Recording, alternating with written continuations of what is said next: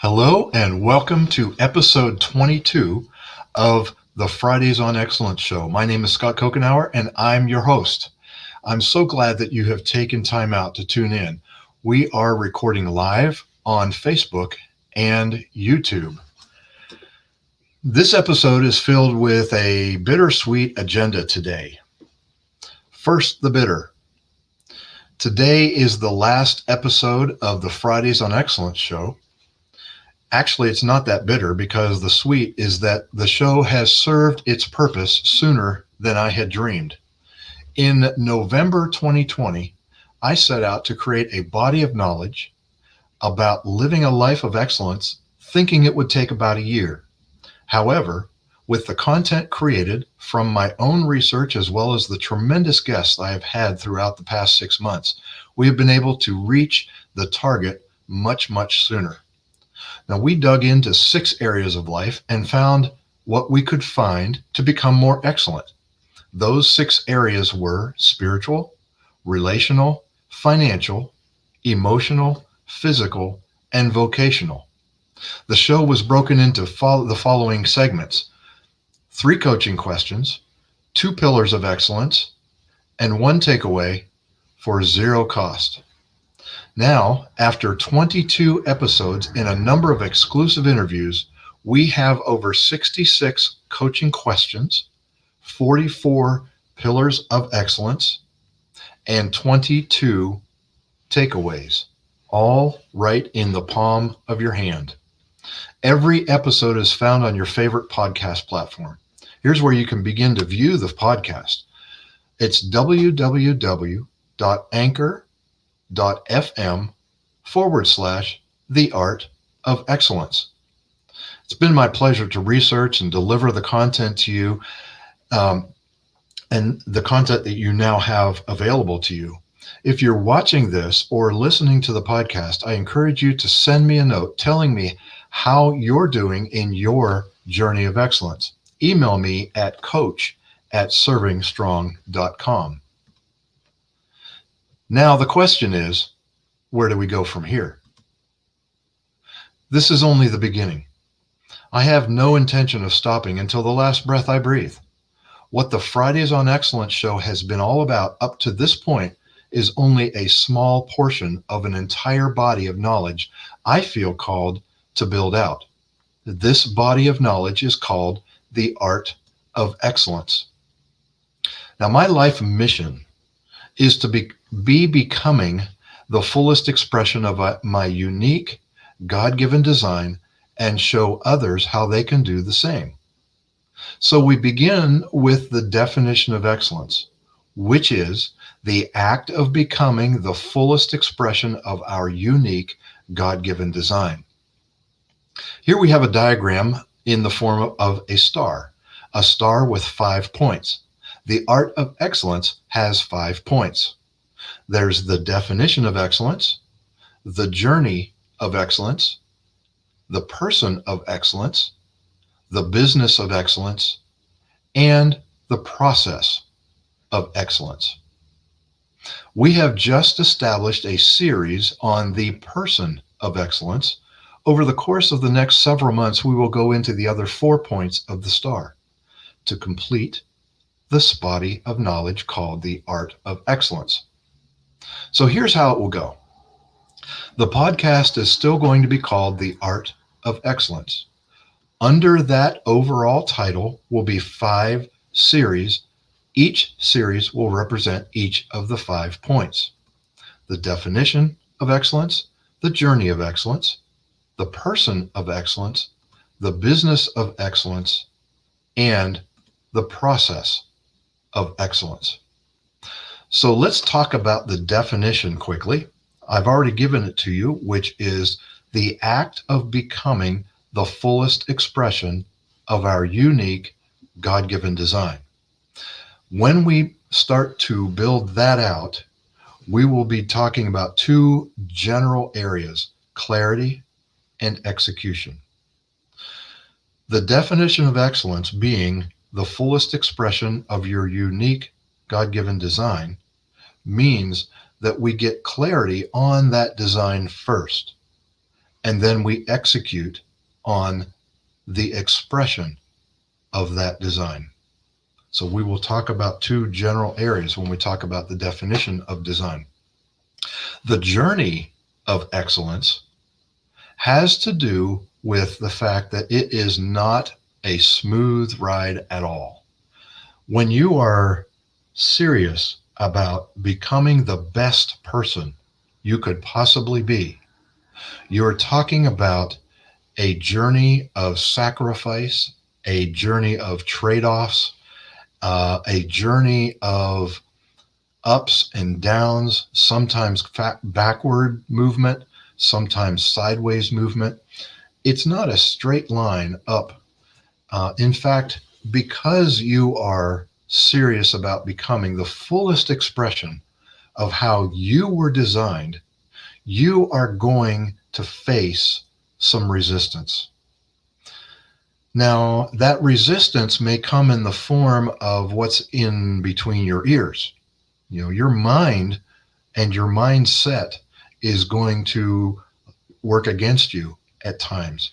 It's also this resistance is also going to come from the external. If you've not been pursuing the fullest expression of your unique God-given design, those closest to you are used to the way you do things in your life, and we don't like change. We don't like being changed. So when you and I are pursuing the fullest expression of our unique God-given design, it may make others have to change how they see us and how they interact with us. So you can imagine the journey of excellence is something that we need to talk about. The person of excellence is what we have been dealing with over the past, say, about 6 months. We have discussed the person of excellence being using 6 anchor points: your spiritual life, your relational life, your financial life, your emotional life, your physical life, and your vocational life. Those are all, think of those like buckets that we can put information in to become a better and more fulfilling person who is expressing their unique God-given design. We talked about how important it was to be in spiritual, uh, being centered with the one who designed you. We talked about the importance of a support network and how important relationships are in your journey of excellence. We talked about the financial aspect of living an excellent life, finances, dealing with debt and savings and um, giving, generosity. We also talked about your emotional excellence, the emotional excellence being the fourth part of a 6-part person of excellence, had a lot to do with emotional intelligence, being self-aware, being others aware, being able to regulate your anxiety and the anxiety of those around you. The fifth was physical excellence, and we talked to a number of different um, uh, subject matter experts on this. One that comes to mind is Sean Lord, who talked with us about the importance of water and the importance of rhythm. And so an excellent person, when you're becoming the fullest expression of your unique God-given design, a person of excellence has this healthy mindset. They can't get past the fact that you have to be consumed with things that help you remain healthy. And finally, vocational. That sixth and final part of the person of excellence had to do with either what you did for a paycheck or what you did on a volunteer basis. It is what you did, it's the doing of a person of excellence. So the person of excellence then leads us to the business of excellence. In this section, we will be delving into what it would take for a business made up of either one person or multiple people, and how a business of excellence runs. And I'll give you a little insight as a precursor to when we get into the business. You are probably familiar with the typical organizational chart where the CEO is at the very top, and then there are vice presidents, and there's a layer of them, then there's a layer of managers, and maybe there's another layer of managers, and then there's a layer of employees. That usually takes the form of a triangle where the top is the point and it comes down to 2 points at left and right. The business of excellence takes that organizational chart and flips it upside down, where the CEO is at the very bottom. And we will talk about that being the pivot. And you move up from the bottom, the CEO, then the vice president level, then the next level would be the managers, and the next level, middle managers, and then the top would be the employees. And in a business of excellence, you don't work your way up, you work your way down. And as you go down into the company, you are taking more weight. You're taking more responsibilities on your shoulders. And the definition of excellence, or I should say the definition of success of a person who is moving their way down into the company of excellence, business of excellence, their measure of success is how successful the people above them are.